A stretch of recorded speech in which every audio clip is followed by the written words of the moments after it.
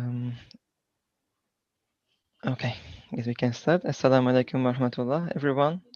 Welcome all to this week's webinar, and this is a new year. Inshallah, we will start a new topic, a relatively lengthy topic by itself. Nature. Nature's true nature is the phrase, is the title that we have given these series. Inshallah, we will cover from the Risale collection the 23rd Flash, which is the treatise on nature. But it is something that is big, and we will read the introduction part today, inshallah, so that we can understand what it is. And it is timely for this age, because it is something, it is dealing with unbelief and the sources of unbelief and sources of arguments of unbelief.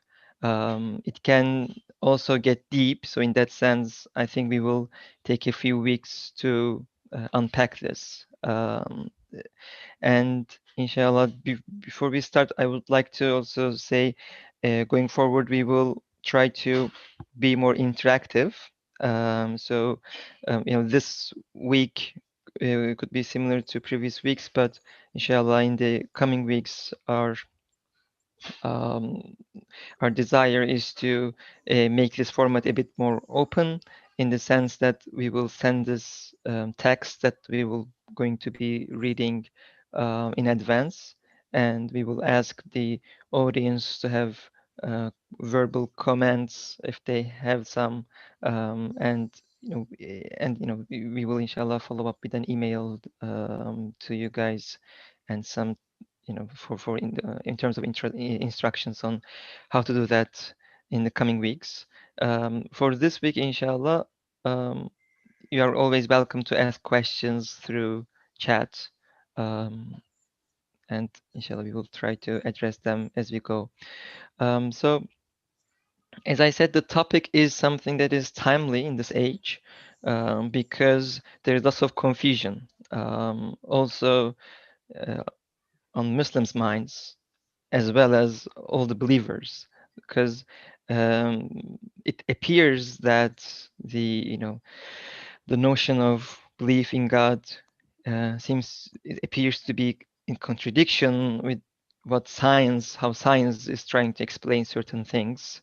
Um, there's almost like the religions almost are made to draw a line between God created this part and nature made this part, type of a distinction, like which is wrong, and which is what we were going to try to unpack, right? If there is like a line where God's creation ends and nature's creation starts, and we are going to try to unpack that concept. So inshallah, we will have our speakers, Dr. Turner from UK, as well as Brother Samit Natesh, and I will be, Mustafa Akbulut will be moderating this session, inshallah.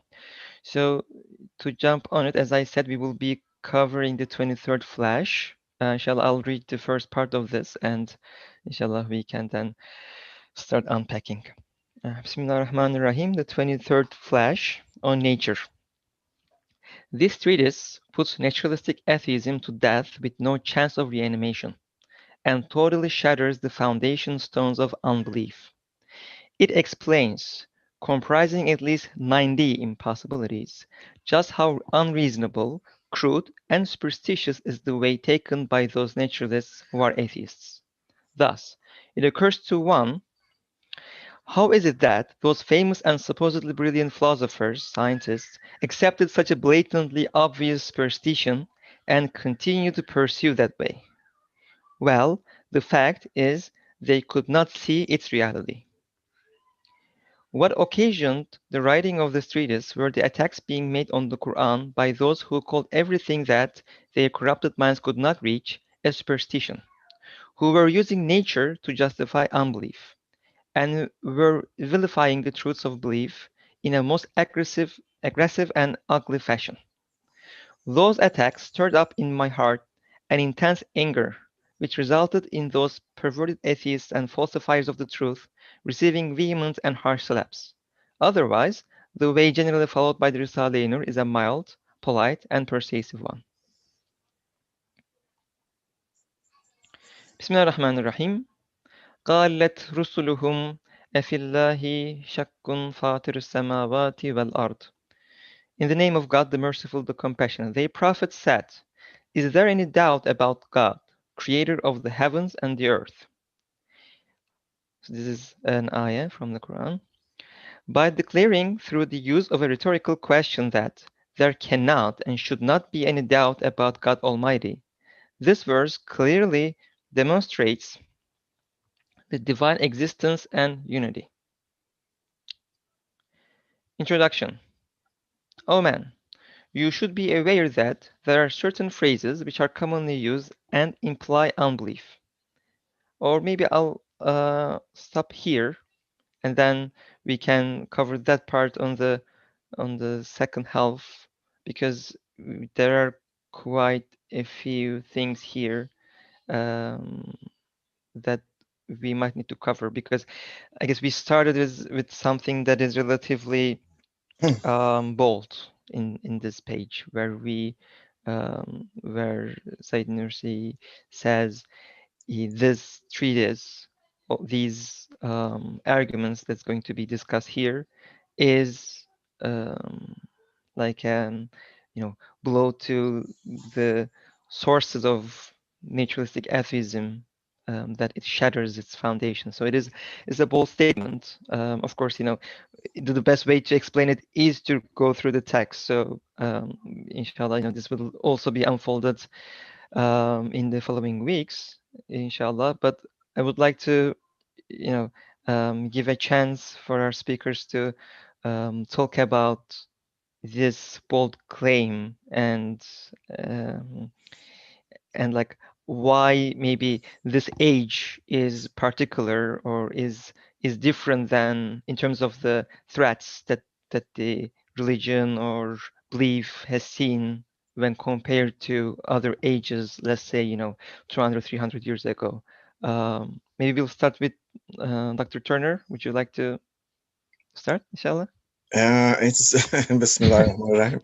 It's difficult, really, to talk about how incisive Ustad's discourse is on causality without actually reading the text. But maybe just to contextualize it, of course, he was writing at a time where atheistic materialism was beginning to encroach on the religious discourse, well, on the faith, really, of people in the last years of the Ottoman Empire.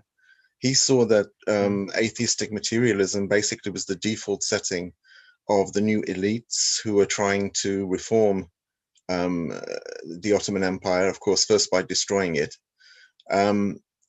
So he thought that these currents, which were coming in basically from the West, were extremely pernicious, and they were based on atheistic materialism, of course. One of the sort of crowning glories of which, if we can use that phrase, is causation and causality, and the notion that causes create. So it would have been a very sort of stark and frightening prospect to see, the whole of the religious premise upon which the Ottoman Empire was based being undermined suddenly by these Western educated and Western oriented elites who were introducing concepts and ideas which are completely alien to the Muslim mindset. So this is what occasioned the writing of the 23rd Flash. He realized that there were certain things which were being said without thinking, inadvertently by believers, which actually implied unbelief. And therefore, he thought that he needed to write something in order to prevent, this flood of atheistic materialistic currents from sweeping over the nation, really, and causing a lot of harm to the faith of the people, who had already started to use, these phrases and this terminology, which really betokens unbelief, even if their intention was pure. Mm-hmm. They were starting to use a language which betokens unbelief. And we do the same today when we talk about being lucky, or when we talk about chance, or when we talk about things happening by accident. And of course, we are now embedded, we are mired in causality. We are the children of the Enlightenment, of course, and our education systems for the past over 100 years, public education systems have been explicitly causal in nature, Yeah. and all of them geared towards the inculcation of causality as a default setting in all of our disciplines. So I think the degree of urgency is as much today as it was in the 1920s when Said Nursi was in Ankara and Istanbul, and he was seeing at first hand Yeah. the dangers which were encroaching on the Muslim masses there. Yeah. Thanks for the the background to this, really, but I guess it didn't start then, right? The whole atheistic philosophy or all these things in the West itself probably started earlier than that, No, I no, we imagine. go back now. I mean, we can go back to the Renaissance, we can go back to the Mm, Reformation, we can work our way forward through the Industrial Revolution, through the mm, so-called scientific revolutions, the Newtonian revolution, the Copernican revolution. We can work our way forwards, and then we can go into the Enlightenment, and we can say that these currents were not new to the West, but they were certainly new to the Muslim mindset, yes. which came up against it in the early 20th century. Yeah. And those have not really stopped, I imagine. And as you said, right, it's pretty much now inculcated in our education systems. And Yeah, we parrot the same. We parrot the same terminology. We use the same words, all of which imply unbelief. We yeah, talk in a very causal way. We are taught in a causal manner. yeah, Everything is to do with causation. Everything is to do with nature. That is the default setting of our education systems, even in avowedly, self-avowedly Muslim countries, Muslim education systems. It is still very, very causal because those systems are secular systems anyway. yeah. Yeah, I mean, this is also very interesting that we don't really realize. And I think it's also important in this last part of this slide here. It's like it occurs to one, how is it that those famous and supposedly brilliant philosophers accepted such a blatant, obvious superstition, calling like this causality being the cause of creation, or the happening, or things coming into existence, and pursue that way. And then the last sentence here, well, the fact is they could not seize reality. I guess it is something that is, as you said, if it's so common or so widespread, that it's hard for someone to look deeper, critically, to those arguments, maybe. I think it's a very seductive argument, causality, because it's actually much more complex than certainly I'm articulating it. Mhm. It's a much more complex situation because, of course, acceptance of causality also is made easier by the fact that it allows us to own our own actions. Mhm. And of course, outside a very, very small denomination of monotheists, the notion that we don't create our own actions is alien. Mm. And it's actually causality is a way of confirming that we own our own actions, because for us to own our own actions, everything has to own its own actions. And Mm. I think one of the secrets of why causality has caught on so easily is because it is all tied up with this notion of justification of the notion of self-creation. But Mhm. we can talk about that at another time. Yes, inshallah. Brother Hüsamettin, would you like to also comment on like this pieces where we talk about like the naturalistic atheism, and how it is like so widespread, and why people could not see its reality. Yeah, Maybe some background on that. actually, on top of what Brother Colin said, I don't find anything to say. But the only thing I just actually he reminded me that it was a very broad explanation. But the only thing I came to my mind is what happened in the West is the attack directly to from natural philosophical arguments, attack Mhm. directly to beliefs, all kind of divine beliefs. But um, the main target was the Christianity.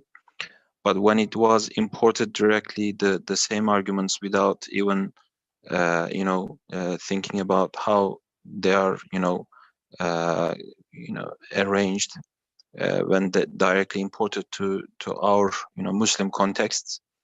Um, Unfortunately, our own people, mostly Turkish or Arab people, they actually used these arguments without even knowing the truths of Islam. Uh, so this is the thing, unfortunate thing they did, and when they actually applied all those notions and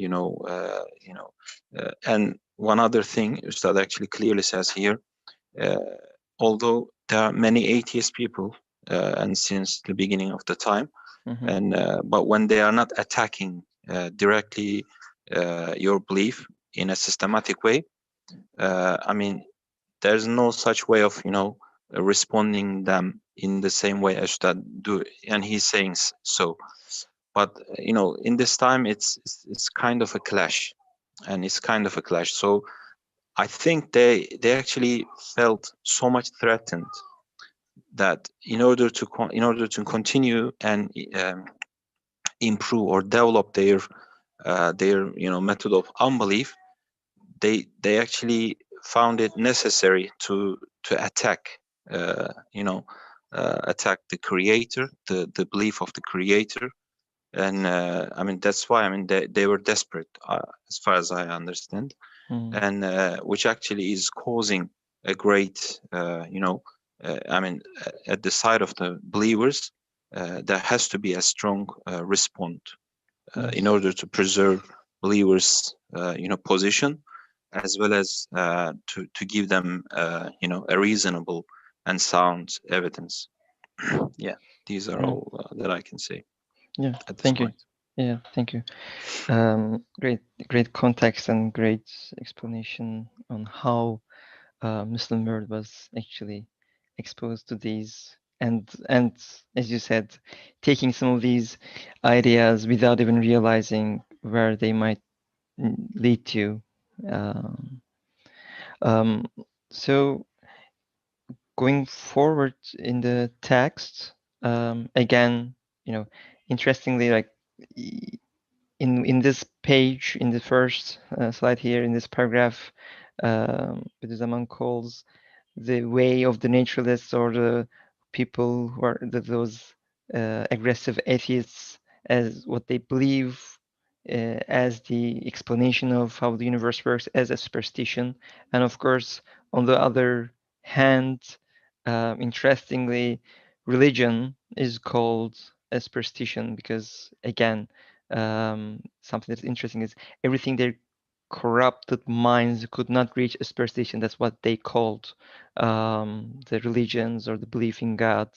Again, this is an interesting argument that for people who value reasoning a lot, like these philosophers or scientists, it is really interesting methodology, I guess, that Bediüzzaman is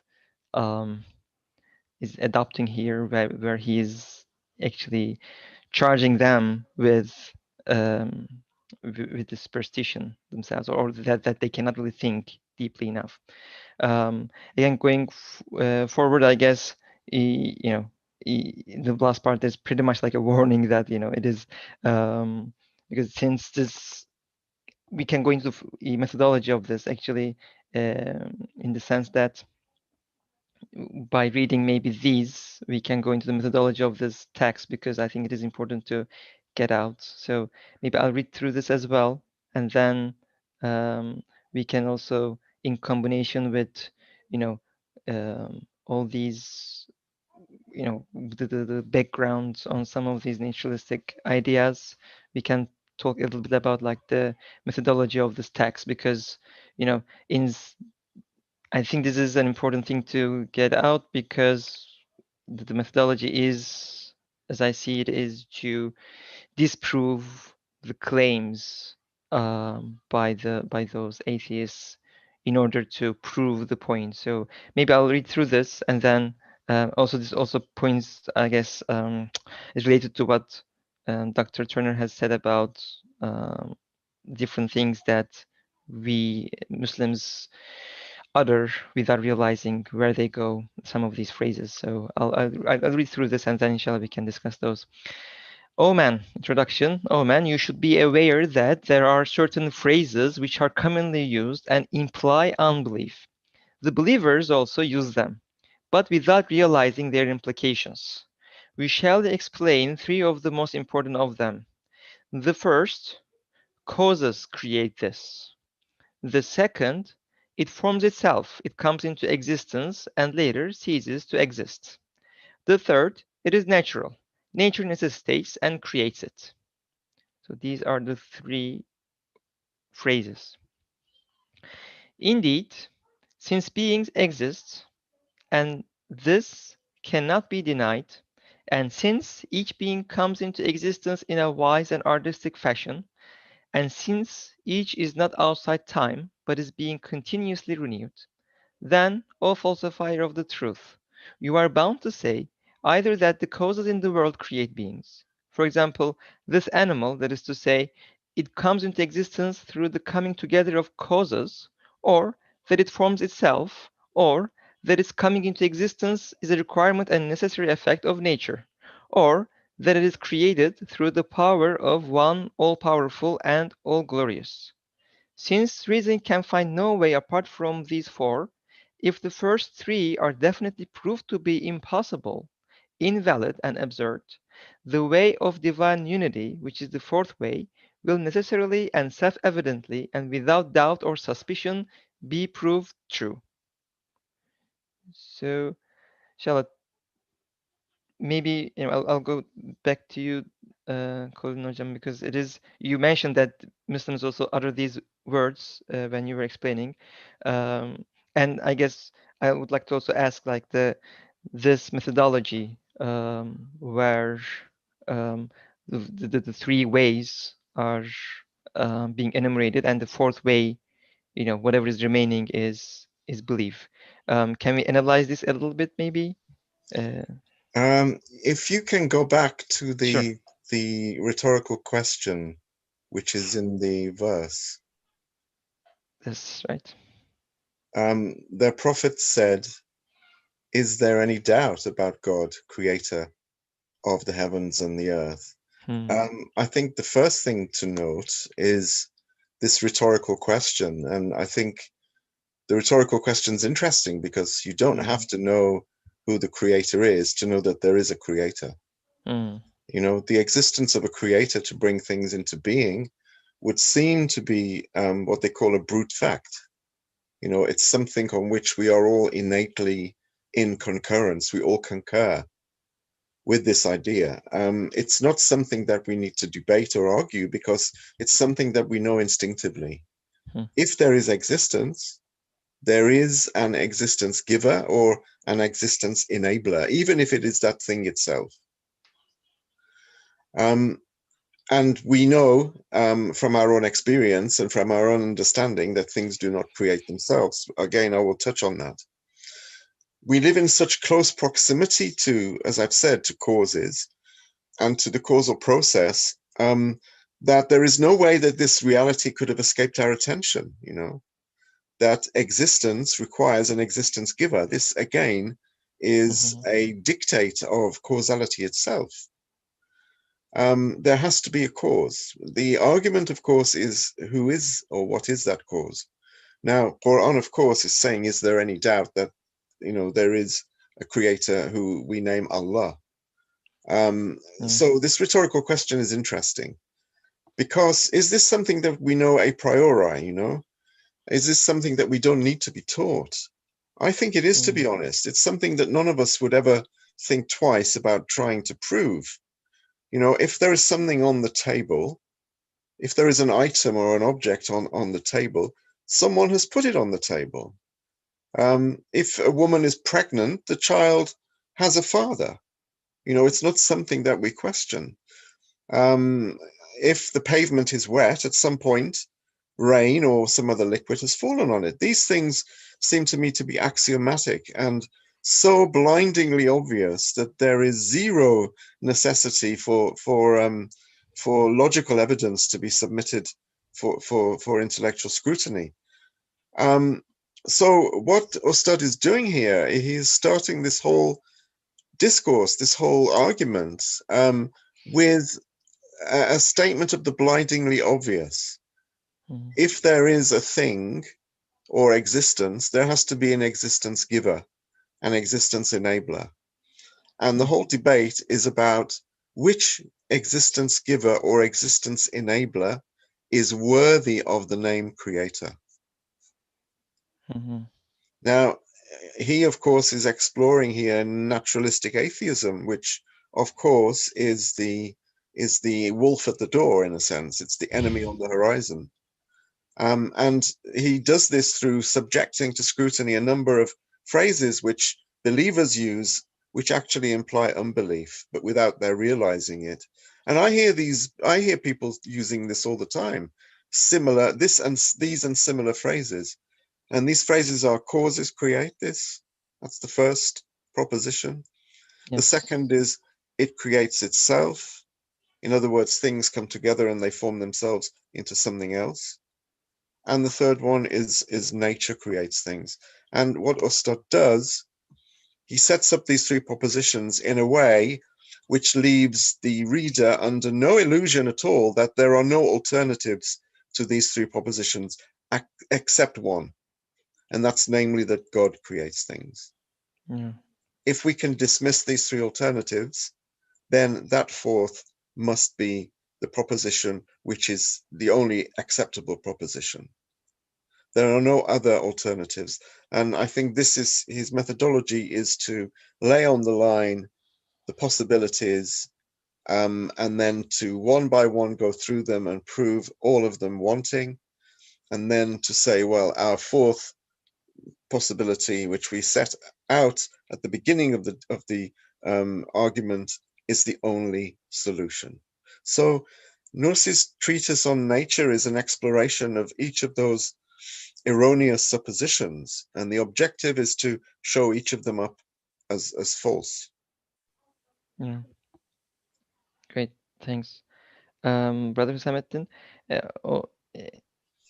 this methodology. I actually have a question on that, sure. if I may. And I was going to ask to Brother Colin, what do you think, in this kind of a discussion, especially in this treatise, Ustad has his arguments and is disproving the, materialist and the other philosophical arguments which actually believe which actually are supposing that the creation that we see is actually has its own roots within the creation, within the boundaries of the creation itself. And he's actually giving providing his own arguments. But the problem with most of this kind of discussions, although we are not actually debating with someone, but I'm asking as a general sense, with most of the discussions of this kind, they say, I mean, this topic is between, trying to disprove that materialism isn't enough to explain the existence or how things come to existence, and comparing it with the creator outside of the boundaries of the creation, limits of the creation, is out of topic. I mean, this is what they say most of the time. And Ustad is Ustad is trying to prove scientifically within their own area that they are wrong, or Ustad is doing something else. I mean, in order to understand what Ustad is doing, I think it's also good to know or how you think about this. I mean, in which how to say, on which means or on which level that Ustad is actually giving his providing his arguments. Is it on the level of science, or is it a scientific proof? It's a very good question. I don't think that Ustad ever brings scientific proofs, actually, to be honest. Most of his proofs, I think, are just evidences, and they are, in a sense, I suppose technically they are inferences to the best explanation, really. He shows what is, this is how I understand it, and I may be completely wrong. He shows what is absurd or unbelievable about the propositions which are given by the naturalists. It's impossible for us to use the scientific method in any of these, arguments against these propositions, just as they themselves cannot use the scientific method, because it's quite narrowly circumscribed, by certain criteria. So I don't think it's a question of using the scientific method or proving scientifically. I think he is trying to bring indications. So Ustad's proofs are more of indications and arguments, which are, as I said, inferences to the best explanation. I think that's technically how they would explain them. I mean, you asked the question for a reason, Husamuddin. I'm going to turn it back on you now.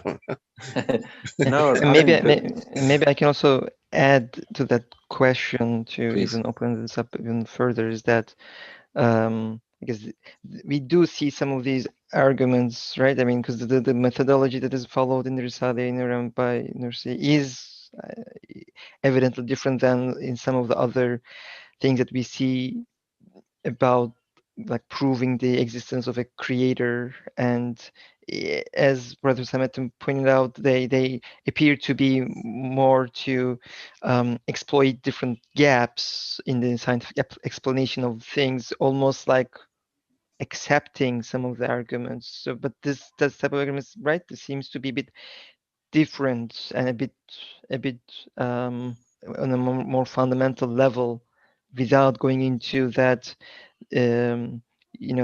maybe that dangerous road where they call it like God of gaps, where like trying to only explain the gaps where science cannot explain, quote unquote, I guess. And then that type of explanation almost implies maybe that it is the thing that science claims to explain is actually fully explained and fully set out. It seems like that type of argument is not here, right? Is that where we are going with this, Brother Samuddin, or is it something altogether different?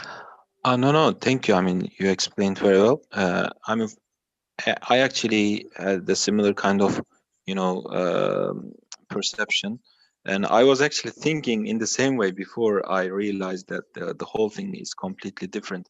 And Risale-i Nur, as in this kind of arguments, is Risale-i Nur in this kind of arguments is completely modern, modern kind of interpretation of Quran, which is using the methods of the science to disprove the science, or is it using a completely different method or ground to confirm what he's saying? And I mean this seems to me very important before even start discussing what we are going to learn how Ustad is using his arguments. Sometimes, this is my own observation. Sometimes we may confuse with, disproving something with, and how we can, what is our criteria? First of all, what is our criteria? Are we going to disprove something without having a criteria?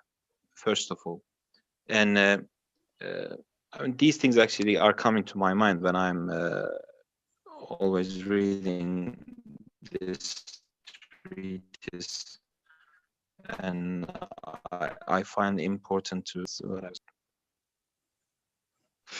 I don't know if that makes sense, Brother Colin. I lost your last sentence there. There was a small connection issue, I guess.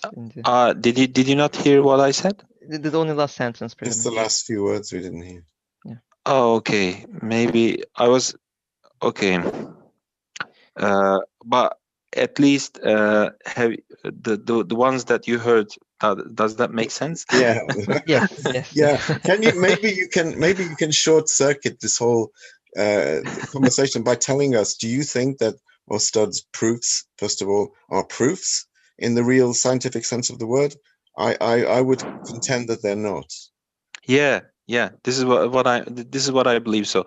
And but okay, first we agree on what it is not, but when we define it, when we try to describe it, what it is, what we can say. This is my question. Right, okay.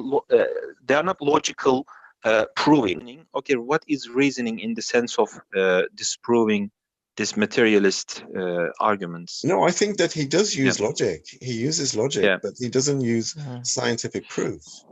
Okay. It's not scientifically demonstrable.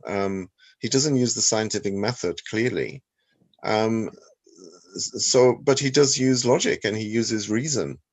It's not that he uses something which is alien to reason. He uses their own reason, because most of the time they don't use the scientific method either. So he uses their own criteria, and he challenges them on their own ground. Okay. Yeah. But it's not scientific. Is it like something? So maybe I should ask: is something wrong with it not being scientific? No, not at all. No, it's just that when people say, Ustad's proofs are not scientific, they think that means they're not valid. Of course, they're valid, but they're not scientific proofs. We should shy away from this notion, that if it's not scientific, then it doesn't work. You can only use the scientific method with a very, very small domain of proofs anyway. Can we also say that maybe scientific method is good in when we are trying to explore the relationship between the objects within this universe, but it's maybe not really useful or isn't even helpful if we in this type of an argument where we are actually trying to explore something beyond the relationship between the universes, but something that is deeper, the meaning that represent or their creation. Can we go to the extent to say that like the scientific method is actually not really relevant to this type of an? It's not relevant because the scientific method is to do with proving cause and effect. And in order to prove cause and effect, you have to have experimentation. You have to have manipulation of variables. And you have to have repeated experimentation. And this is just not the domain of the scientific method or of use of the scientific method at all. But people use the word scientific, science and scientific, just because it has a Pavlovian reaction. And when people hear it, then immediately they think that it's been validated because it's using the word scientific.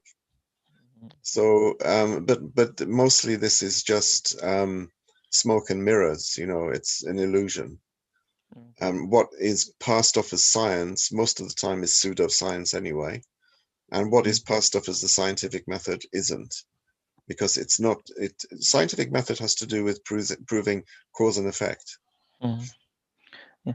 So we have a question from our audience. Around these, and it's also connected to science a bit, but these three ways, right? These three ways of things coming into existence. And the question is, today when we look at things, we see more variations and of other than these three, and including the belief in one God, four classifications, and like there are examples that are given by our audience, like occasionalism, Darwinism, biocentrism, many different more. How do we like? I guess the question there was like, why do you think these three specific classes were selected by Said Nursi, and also how are we sure if we falsify these three, unity is the only remaining explanation? Is the question. Hussam, do you want to take that? You don't have to, because Okay. I've got my own answer to it, but I wanted to give you Yeah, the opportunity. I'd like to listen your answer. My answer is That's why I very asked you. simple. My answer is very simple because I don't know, I can't say much, but the first thing is these are Ustad doesn't actually directly oppose a single strain of belief or strain of unbelief here. He is actually in all these three ways. He's actually combining all of those materialist arguments, as far as I understand. And also, what I think here, I might be wrong, but these ways that Ustad is actually differentiating are also, linked, very, strongly linked. They are not separate ways, completely separate ways. I mean, there are some intersections, and so even Ustad says three ways, this actually mean maybe 1,000 different ways that which can be derived from these combination of these three. This is what I can say. I would agree with that, and you've said it perfectly, actually, much better than I could have said it. I think that these are exhaustive because these are very broad categories, when you say causes create this. And in the chat, if people have said that there are propositions which lie out with these three propositions here, beyond these borders, I don't think that is the case. I think these are pretty exhaustive, and it's as Hussam said, maybe there are configurations and amalgamations of these different propositions which are being paraded as maybe new propositions. I think there is nothing new under the sun, as Shakespeare said. And so anything that is being proposed is going to be a variation on one of these three. And I think that will become clearer when we go through them. Yes. At first glance, you may be forgiven for thinking that these three propositions are basically saying the same thing. But, and that's not what Hussam said. He said there are subtle differences between the three. And I think they reflect the different perspectives which exist in the naturalist paradigm, including these different things that, the audience have mentioned. So we have to go through each of the three propositions, I think, and pick them apart a little bit before we can pronounce on them and say whether they are exhaustive, or and comprehensive or not. Yeah. I mean, just and these are great insights. Like these three are being so broad categories because even like Darwinism, I guess, right? I mean, yesterday I was reading something someone had shared about the primordial soup, where the life is and what I see there is a combination of this, for example, like causes, like all these things being together, like this soup of things, and lightning hitting them and things like that. These are all like causes. And then it claims, right, there is that piece of protein or something that self-replicates, starts to propagate itself, right? And then it has this, it forms itself, right? I mean, it says there are some causes at some point, and then there's some something propagating itself. So it, when you look at them, and then there's the natural order has been established, and nature takes care of like the whole cycle thing. So I guess all of things can probably be drawn into like. That's wonderful, you know, Mustafa. Yeah. You've just given us a very, very quick tour of materialist superstition. No wonder, mashallah, you know, rahmatullah alayh, Ustad, he calls, you know, he turns these things on their head and he says, look how superstitious they are. You know, Indeed. because we have been chided and castigated, and we've been dismissed and ridiculed as nurturing superstition. But I mean, look at the things that you've just said, Mustafa. Yeah. You know, each is more superstitious than the previous one. You know, and yet they say these are scientific. There is not one iota of science in any of these things. Not one iota of science, because the scientific method demands repeated experimentation.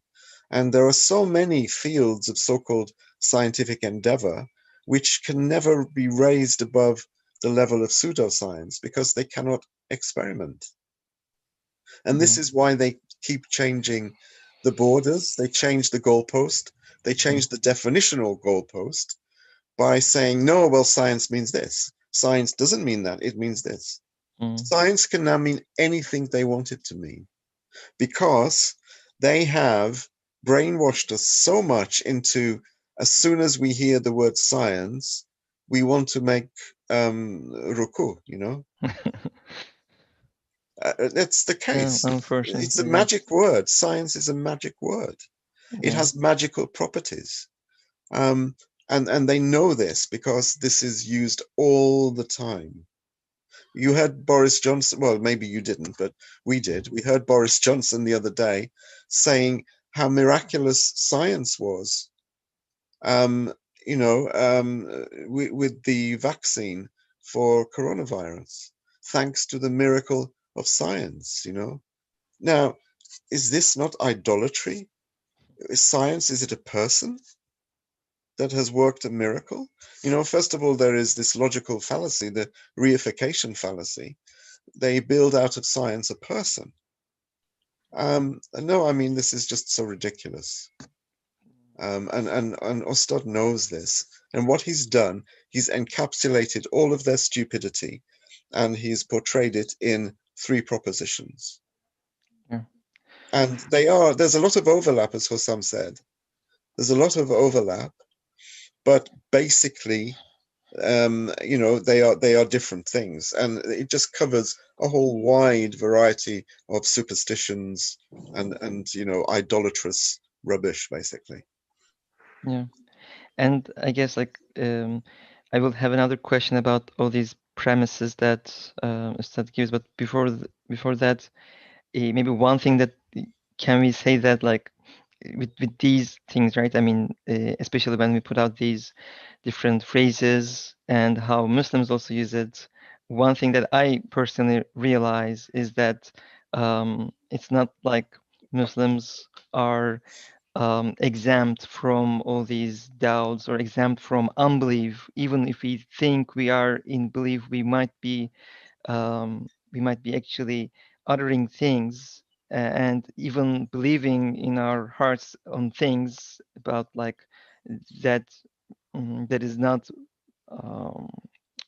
conformable with how we are supposed to believe, right? Like belief taking more of a shell type of a form, and maybe like partners running like accepting partners to Allah. We always, I mean, some of us see it only around, you know, worshiping graves or worshiping, you know, idols. And then since we don't have idols and graves are not around to go anymore, we are safe from any type of shirk, any type of thing. And this type of, I think, in my mind, it breaks that supposition that this is actually a more dangerous way of going into unbelief or shirk.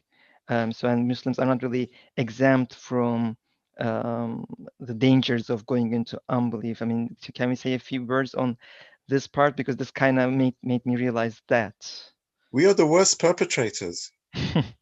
We really are the worst perpetrators, you know. We go on about shirk all the time. We're constantly making takfir of others. We're constantly talking about how Christians are this, Christians are that, they're mushrik, you know, Jesus Christ and all of these things. And yet, you know, we say, oh, I was so lucky yesterday. I was so lucky yesterday. What does that mean? What does it mean? Or, oh, I saw Ali by chance in the marketplace. What does that mean? By chance. There was no order behind this. There was no order in the creation of your movements that took you to the marketplace at 11:30, and there's no order which brought Ali from his house to the marketplace so that you would meet at 11:30. There was no measure behind it, no wisdom behind it. It just happened by chance, did it? Like Ali fell out of the sky at 11:30 into the marketplace? What does it mean? I was lucky. I met him by accident. I saw him by chance. I would have started if I didn't have this job, for example. Yeah, causes. Yeah. Mm-hmm. And then, you know, that doesn't even, that's just the tip of the iceberg, you know. And then there's, you know, it rained yesterday. How awful. Oh, it's rain. It's what horrible weather. You know, I hear people saying this. What horrible weather. Mm-hmm. Your creator gave you this weather and you say horrible? What does it mean? You know, and we say these things, and okay, you may say that, you know, we are not really at fault because we've been taught. We've been, you know, it's through miseducation or maleducation. And that's true. We have been badly educated. But it's, you know, if we recognize it, then we need to do something about it. And people say, oh, well, as long as you realize what you're saying, you can go on saying it as long as you're aware of it. No. We have to change our language. We have to change our language. You know, Quran came and it made us change a lot of our language and the way that we see things. You know, the word Allah itself was, they had to change it because they had Allah before. They believed in Allah before, but Allah was just, you know, they weren't polytheists, they were henotheists. They believed in a main God, and then they had subsidiary gods, and we are exactly the same. Exactly the same. We haven't changed. We have Allah, and then we have all of our subsidiary gods, which we worship, you know. Well, yeah. As you said, maybe the language is just a manifestation of how we feel or how we. Exactly. The language is a manifestation of how we really feel about things. And someone actually asked from the audience, even when we say that I ate it yesterday and that's why I have a headache, is this some sort of like a shirk, in the sense that like that food, the relation of that food, and I even like the other way around too, probably I am well because I took that medicine. It is even like a deeper form. I remember when I first heard about these things, you know, many years ago, I used to think, well, you know, this is such extremism. Does it really matter if we say I'm lucky as long as we know that what we mean is something else? Well, it does matter. I've learned that it really does matter because, as you've just said, Mustafa, what we say is a reflection of how we feel. And if we really feel that we can't change it, then we have to ask why. Why can't we change our language? When the government says, you know, this is no longer politically correct and we can't use this word, everyone jumps and they change it. So you can't use, you know, when you're talking about black people, you can't use the N-word. No one would insist on saying, well, we know what we mean, so let's carry on using the N-word. But that's what they say when we talk about, you know, oh, you shouldn't say lucky. They say, oh, brother, you know, it doesn't matter. You know, don't be so extreme. I could say the same about you. Let's carry on using the N word and let's say, let's not be extreme. But we are very ready to jump through the hoops that secular society puts in front of us, but we're not ready to curb our language when Allah says, don't use these phrases, don't use these words. Yes, sorry, I had lost my computer for a second there. But yeah, thanks for carrying on in my absence. But we are pretty much out of time. I was going to actually ask some of the premises that Ustad starts when he about the indeed, like, since beings exist and this cannot be denied, and since each being comes into existence in a wise and artistic fashion, and since each is not outside time but is being continuously renewed, and then he says, there's these three things. So I guess three things that things existence, and then coming into existence in a wise and artistic fashion, and the fact that they are being renewed. These three things, I guess. Before we leave, anything that you would like to share about that? And inshallah, from next week on, we can start the first way, which is the things forming them, because of the causes bringing things together. But any thoughts about this though, like these three things: existence, artistic and wise fashion, and then renewal? Any comments? Or if not, we can also leave some of that to the next week as well, I imagine. I think we should leave it till next week. Okay, all right. And also, I think we need to go through the three propositions as well before we start on the first, just to contextualize them, and just to, Hossamuddin was saying, that these are quite similar in some respects, but they are dissimilar in other respects. And we have to tease out the differences, because there are very, very specific differences between the three, even though they do bleed into each other and overlap. Yes. So I think we'll need to go through that as well. But it's really a fascinating subject, and I think that it will be an excellent few weeks reading this treatise, inshallah. Inshallah.